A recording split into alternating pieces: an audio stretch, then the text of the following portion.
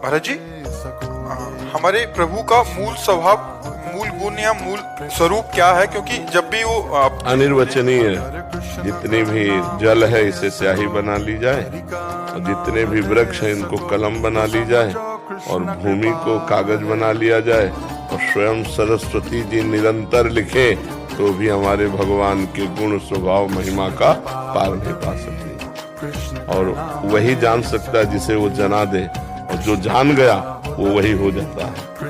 पूर्ण रूप से तो वेद नेति नेति कहते हैं, तो कौन उनकी महिमा का पार पा सकता है?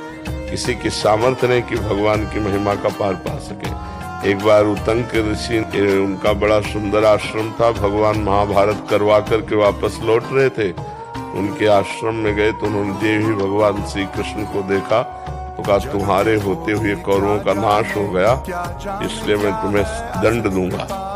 तपस्वी थे, उनका मैं शाप देता हूँ। तो भगवान ने स्वरूप प्रकाशित किया, बोले देख तेरा शाप कहाँ लगेगा। त्राहिमाम त्राहिमाम त्राहिमाम। भगवान के स्वरूप का अगर अनुभव हो जाए किसी को, तो उतना ही अनुभव होता है जितनी बुद्धि है। वो अपार अनंत सामर्थ्यशाली है।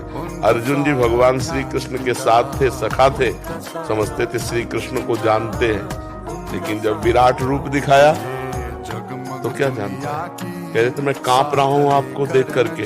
हे केशव तुमादि देवा पुरुषा पुराणा तुमस्य विश्वस्य परम निधानम वेत्तास्य वेद्यम परमम च धाम त्वया ततं विश्वमनंत रूपम वायुर्मग्निर्वरुणा शशांका प्रजापतिस्तुम प्रपिता महस्य नमो नमस्तेस्तु शास्त्र कर्तव्या पुनरपि भूयोस्तु नमो। बस हम आपको नमस्कार करते हैं। बड़े बड़े देवता लोकपाल आपकी वंदना कर रहे हैं। मैं प्रभु आपका अंत नहीं जान रहा हूँ।